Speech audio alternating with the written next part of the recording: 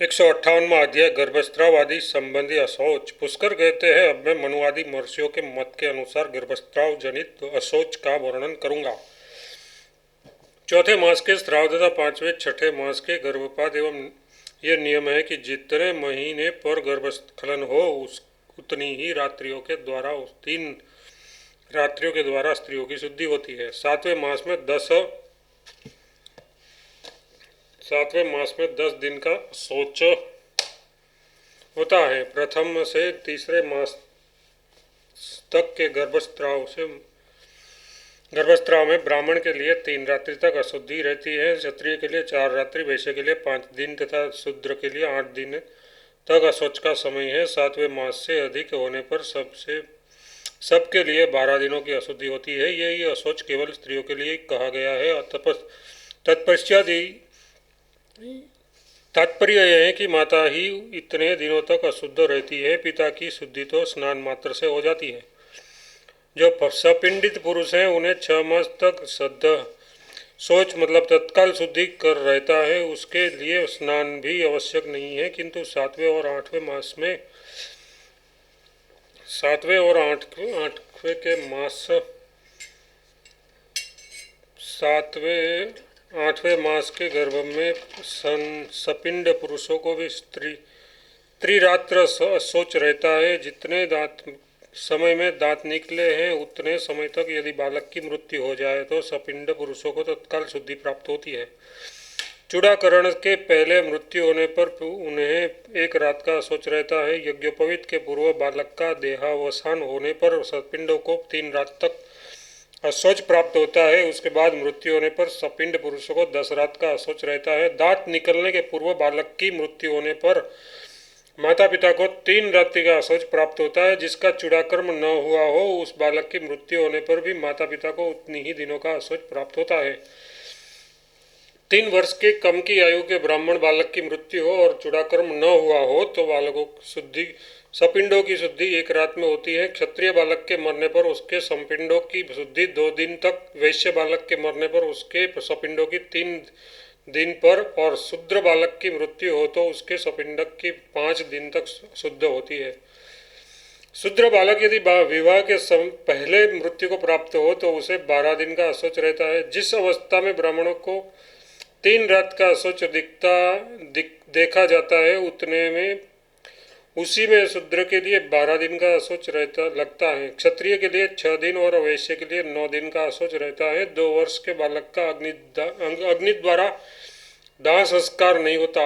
उसकी मृत्यु होने पर उसे धरती में गाड़ देना चाहिए। उसके लिए बांधवों उदक क्रिया जलांजलि दान नहीं करनी चाहिए, अथवा जिसका नामकरण हो गया हो या जिसके दांत निकल आए हो उसका दाह संस्कार तथा उसके निमित्त जलांजलि दान करना चाहिए। उपनयन के पश्चात बालक की मृत्यु हो तो 10 दिन का अशौच लगता है। जो प्रतिदिन अग्निहोत्र तथा तीनों वेदों का अध्ययन करता है ऐसा ब्राह्मण 1 दिन में शुद्ध हो जाता है। जो उसके हीनंतर है, यथार्थ जो 2 अथवा 1 वेद का अध्ययन करने वाला है उसके लिए 3 एवं 4 दिन में शुद्ध होने का विधान है। जो अग्निहोत्र कर्म से रहित है वह 5 दिन में शुद्ध होता है। जो केवल ब्राह्मण नाम धारण है, वेदाध्ययन या अग्निहोत्र नहीं करता, वह 10 दिन में शुद्ध होता है।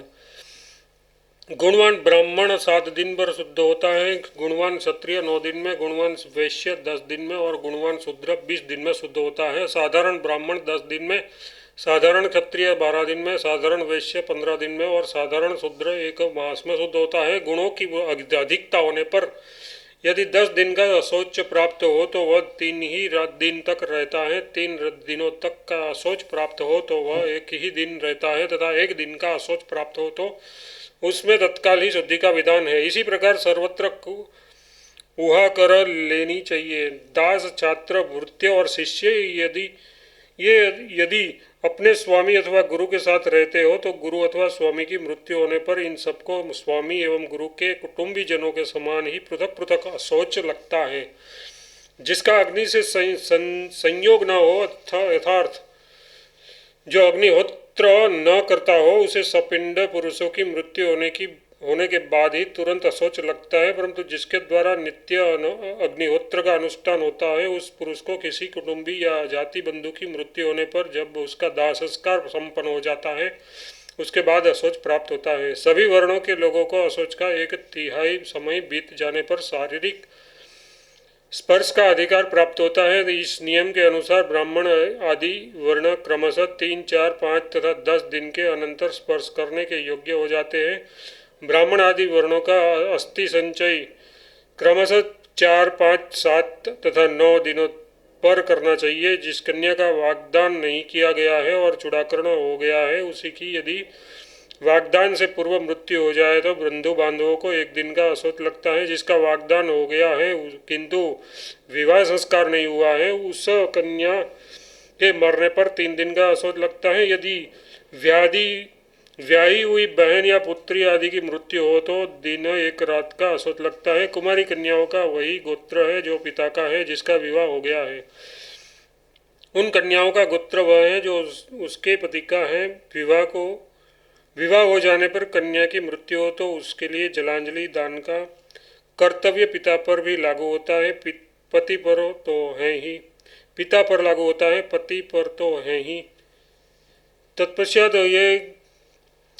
ये कि विवाह होने पर पिता और पति दोनों कुलों में जलदान की क्रिया प्राप्त होती है। यदि 10 दिनों के बाद और चूड़ाकरण के पहले कन्या की मृत्यु हो तो माता पिता को 3 दिन का अशौच लगता है और सपिंड पुरुषों की तत्काल ही शुद्धि होती है।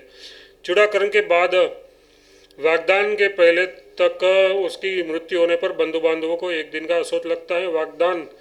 वाग्दान के बाद विवाह के पहले तक उससे 3 दिन का अशौच प्राप्त होता है। तत्पश्चात कन्या के भतीजों को 2 दिन 1 रात का अशौच लगता है किंतु अन्य सपिंड पुरुषों की तत्काल शुद्धि हो जाती है। ब्राह्मण सजातीय पुरुषों के यहाँ जन्म मरण में सम्मिलित हो तो 10 दिन में शुद्ध होता है और क्षत्रिय वैश्य तथा शूद्र के यहाँ जन्म मृत्यु में सम्मिलित होने पर क्रमशः 6, 3 तथा 1 दिन में शुद्ध होता है। ये जो अशौच संबंधी नियम निश्चित किया गया है यह सपिंड पुरुषों के ही संबंध रखता है, ऐसा जानना चाहिए। अब जो औरस नहीं है ऐसे पुत्र आदि के विषय में बताऊंगा। औरस भिन्न क्षेत्रज दत्तक आदि पुत्रों के मरने पर जैसा तथा जिसने अपने को छोड़कर दूसरे पुरुषों के संबंध जोड़ लिया हो अथवा जो दूसरे पति को छोड़कर आई हो और अपनी भार्या बनकर रही हो ऐसी स्त्री के मरने पर 3 रात में अशौच की निवृत्ति होती है। स्वधर्म का त्याग करने के कारण जिसका जन्म व्यर्थ हो गया हो, जो वर्ण संकर संतान हो अथवा नीच वर्ण के पुरुष और उच्च वर्ण की स्त्री से जिसका जन्म हुआ हो, जो सन्यासी बनकर इधर उधर घूमते फिरते रहते हो और जो अशास्त्र विधि से विषय बंधन आदि के द्वारा प्राण त्याग कर चुके हो, ऐसे लोगों के निमित्त बांधवों को जलांजलि दान नहीं करनी चाहिए। उसके लिए उद्दक क्रिया निवृत्त हो जाती है। एक ही माता द्वारा दो पिताओं से उत्पन्न जो 2 भाई हो उसके जन्म में सपिंड पुरुषों को 1 दिन का अशौच लगता है और मरने पर 2 दिन का। यहाँ तक सपिंडों का अशौच बताया गया है। अब समानोदक का बता रहा हूँ। दांत निकलने से पहले बालक की मृत्यु हो जाए, कोई सपिंड पुरुष देशांतर में रहकर मरा हो और उसका समाचार सुना जाए तथा किसी असपिंड पुरुष की मृत्यु हो जाए तो इस सब अवस्थाओं में नियत अशौच का काल बिताकर वस्त्र सहित जल में डुबकी लगाने पर तत्काल ही शुद्धि हो जाता है। मृत्यु तथा जन्म के अवसर पर सपिंड पुरुष 10 दिनों में शुद्ध होता है। एक कुल के असपिंड पुरुष 3 रात में शुद्ध होते हैं और एक गोत्र वाले पुरुष स्नान करने मात्र से शुद्ध हो जाते हैं। 7वीं पीढ़ी में सपिंड भाव की निवृत्ति हो जाती है और 14वीं पीढ़ी तक समोदक संबंध भी समाप्त हो जाता है। किसी के मत में जन्म और नाम का स्मरण न रहने पर यथार्थ हमारे कुल में अमुक पुरुष हुए थे, इस प्रकार जन्म और नाम दोनों का ज्ञान न रहने पर समोदक भाव निवृत्त हो जाता है। इसके बाद केवल गोत्र का संबंध रह जाता है जो दशा बीतने के पहले प्रदेश में रहने वाले जाति बंधु की मृत्यु का समाचार सुन लेता है, उसे दशा में जितने दिन शेष रहते हैं उतने ही दिन का अशोच लगता है। दशा बीत जाने पर उस समाचार सुने तो 3 रात का अशोच प्राप्त होता है। वर्ष बीत जाने पर उस समाचार ज्ञात हो तो जल का स्पर्श करके ही मनुष्य शुद्ध हो जाता है। मामा शिष्य ऋत्विक तथा बंधुजनों के मरने पर एक दिन, एक रात और एक दिन का अशोच लगता है। मित्र, दामाद, पुत्र के पुत्र, भाणेज, साले तथा साले के पुत्र के मरने पर स्नान मात्र करने का विधान है। नानी, आचार्य तथा नाना की मृत्यु होने पर 3 दिन का अशोच लगता है। अकाल पड़ने पर, समूचे राष्ट्र के ऊपर संकट आने पर, आपत्ति विपत्ति पड़ने पर तत्काल शुद्धि कही गई है। यज्ञकर्ता, व्रतपरायण, ब्रह्मचारी, दाता तथा ब्रह्मवेताओं की तत्काल ही शुद्धि होती है। दान, यज्ञ, विवाह, शुद्ध तथा देश व्यापी विप्लव के समय भी सदा शुद्धि ही बताई गई है। महामारी आदि उपद्रव में मरे हुए का अशोच भी तत्काल ही निवृत्त हो जाता है। राजा, गौ तथा ब्राह्मण द्वारा मारे गए मनुष्यों की और आत्मघाती पुरुषों की मृत्यु होने पर भी तत्काल ही शुद्धि कही गई है। जो असाध्य रोग से युक्त एवं स्वाध्याय में भी असमर्थ है उसके लिए भी तत्काल शुद्धि का ही विधान है। जिन महापापियों के लिए अग्नि और जल में प्रवेश कर जाना प्रायश्चित बताया गया है उसका वह मरण आत्मघात नहीं है। जो स्त्री अथवा पुरुष अपमान, क्रोध, स्नेह, तिरस्कार या भय के कारण गले में बंधन मतलब फांसी लगाकर किसी तरह प्राण त्याग देते हैं उसे आत्मघाती कहते हैं। वह आत्मघाती मनुष्य 1 लाख वर्ष तक अपवित्र नरक में निवास करता है। जो अत्यंत वृद्ध है, जिसे सोच का भी ज्ञान नहीं रह गया है, वह यदि प्राण त्याग करता है तो उसका अशोच 3 दिन तक ही रहता है। उसमें प्रथम दिन दाह, दूसरे दिन अस्थि संचय, तीसरे दिन जलदान तथा चौथे दिन श्राद्ध करना चाहिए। जो बिजली अथवा अग्नि में मरते हैं उसके अशोच से सपिंड पुरुषों की 3 दिन में शुद्धि होती है। जो स्त्रियां पाखंड का आश्रय लेने वाली तथा पति घातिनी है उसका मृत्यु पर अशोच नहीं लगता और न उन्हें जलांजलि पाने का ही अधिकार है। पिता, माता आदि की मृत्यु होने का समाचार 1 वर्ष बीत जाने पर भी प्राप्त हो तो सवस्त्र स्नान करके उपवास करे और विधि पूर्वक प्रेत कार्य मतलब जलदान आदि संपन्न करे। जो कोई पुरुष किसी तरह भी सपिंड शव को उठाकर ले जाए वह वस्त्र सहित स्नान करके अग्नि का स्पर्श करे और घी खा ले, इससे उसकी शुद्धि हो जाती है। यदि उस कुटुंब का वह अन्न खाता है तो 10 दिन में ही उसकी शुद्धि होती है। यदि मृतक के घर वालों का अन्न न रखकर उसके घर में निवास भी न करे तो उसकी 1 ही दिन में शुद्धि हो जाती है। जो द्विज अनाथ ब्राह्मण के शव को धोते हैं उन्हें पग पग पर अश्वमेघ यज्ञ का फल प्राप्त होता है और स्नान करने मात्र से उसकी शुद्धि हो जाती है। शूद्र के शव का अनुगमन करने वाला ब्राह्मण 3 दिन तक शुद्ध होता है। मृतक व्यक्ति के बंधु बांधवों के साथ बैठकर शोक प्रकाश या विलाप करने वाला द्विज उस 1 दिन और 1 रात में स्वेच्छा से दान और श्राद्ध आदि का त्याग करे। यदि अपने घर पर किसी शूद्रा स्त्री के बालक पैदा हो या शूद्रा का मरण हो जाए तो 3 दिन तक घर के बर्तन भांडे निकाल फेंके और सारी भूमि लीप दे, तब शुद्धि होती है। सजातीय व्यक्तियों के रहते हुए ब्राह्मण शव को शूद्र के द्वारा न उठवाए। मुर्दे को नहलाकर नूतन वस्त्र से ढक दे और फूलों से उसका पूजन करके स्मशान की ओर ले जाए।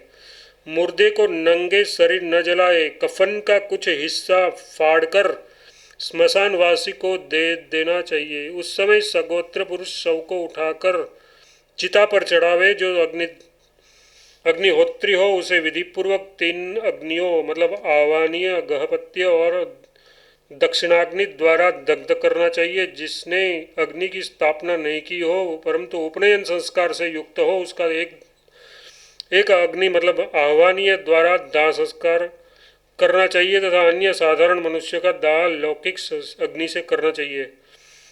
अस्मात् त्वं जायता पुनः असो स्वर्गय लोकाय स्वाहा।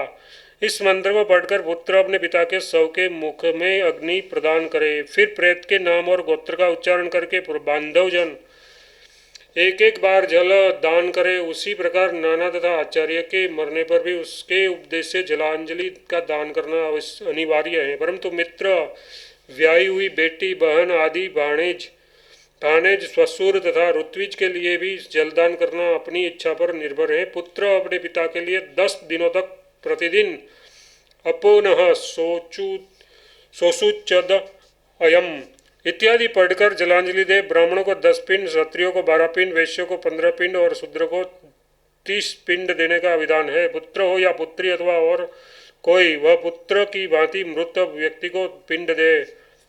शव का दाह संस्कार करके जब घर लौटे तो मन को वश में रखकर घर द्वार पर खड़ा हो दांत से नीम की पत्तियां चढ़ावे। फिर आचमन करके जल, अग्नि, गोबर और पीली सरसों का स्पर्श करे। तत्पश्चात पहले पत्थर पर पैर रखकर धीरे धीरे घर में प्रवेश करे। उस दिन से बंधु बांधवों को क्षार नमक नहीं खाना चाहिए, मांस त्याग देना चाहिए, सबको भूमि पर शयन करना चाहिए। वे स्नान करके खरीदने से प्राप्त हुई अन्न को अन्न को खाकर रहे। जो प्रारंभ में दाह संस्कार करे उसे 10 दिन तक सब कार्य करना चाहिए। अन्य अधिकारी पुरुषों के अभाव में ब्रह्मचारी ही पिंडदान और जलांजलि दान करे। जैसे सपिंडों के लिए ये मरणाशौच की प्राप्ति बताई गई है, उसी प्रकार जन्म के समय भी पूर्ण शुद्धि की इच्छा रखने वाले पुरुषों को अशौच की प्राप्ति होती है। मरणाशौच तो सभी सपिंड पुरुषों को समान रूप से प्राप्त होता है, किंतु जनना सोच की अस्पृश्यता विशेषतः माता पिता को ही लगती है। उसमें भी माता को ही जन्म का विशेष असोच लगता है, वही स्पर्श के अधिकार से वर्जित होती है। पिता तो स्नान करने मात्र से शुद्ध स्पर्श करके योग्य हो जाता है। पुत्र का जन्म होने के दिन निश्चय ही श्राद्ध करना चाहिए। वह दिन श्राद्ध, दान तथा गौ, स्वर्ण आदि और वस्त्र का दान करने के लिए उपयुक्त माना गया है। मरण का असोच मरण के साथ तथा और सूतक का सूतक के साथ निवृत्त होता है। दोनों में जो पहला असोच है उसके साथ दूसरे की भी शुद्धि होती है। जन्माशोच में मरणाशोच हो अथवा मरणाशोच में जन्माशोच हो जाए तो मरणाशोच के अधिकार में जन्माशोच को भी निवृत्त मानकर अपनी शुद्धि का कार्य करना चाहिए। जन्माशोच के साथ मरणाशोच की निवृत्ति नहीं होती। यदि एक समान 2 अशोच हो, यथार्थ जन्म सूतक और मरणाशोच में मरणाशोच पड़ जाए तो प्रथम अशोच के बाद दूसरे को भी समाप्त कर देना चाहिए। और यदि असमान अशोच हो, यथार्थ जन्माशोच में मरणाशोच और मरणाशोच में जन्माशोच हो, तो द्वितीय अशोच के साथ प्रथम को निवृत्त करना चाहिए, ऐसा धर्मराज का कथन है। मरणाशोच के भीतर दूसरा मरणाशोच आने पर वह पहले अशोच के साथ निवृत्त हो जाता है। गुरु अशोच से लघु अशोच बाधित होता है, लघु से गुरु अशोच का बाधन नहीं होता। मृतक अथवा सूतक में यदि अंतिम रात्रि के मध्य भाग में दूसरा अशोच आ पड़े तो उस शेष समय में ही उसकी भी निवृत्ति हो जाने के कारण सभी सपिंड पुरुष शुद्ध हो जाते हैं। यदि रात्रि के अंतिम भाग में दूसरा अशोच आवे तो 2 दिन अधिक बीतने पर अशोच की निवृत्ति हो जाती है, तथा यदि अंतिम रात्रि बिताकर अंतिम दिन के प्रातः काल अशोचांतर प्राप्त हो तो 3 दिन और अधिक बीतने पर सपिंड की शुद्धि होती है। दोनों ही प्रकार के अशोच में 10 दिनों तक उस कुल का अन्न नहीं खाया जाता है। अशोच में दान आदि का भी अधिकार नहीं रहता। अशोच में किसी के यहाँ भोजन करने पर प्रायश्चित करना चाहिए। अनजाने में भोजन करने पर पातक नहीं लगता। जानबूझकर खाने वाले को 1 दिन का अशोच प्राप्त होता है। इस प्रकार आदि आग्नेय महापुराण में जन्म मरण के अशोच का वर्णन नामक 158वां अध्याय पूरा हुआ।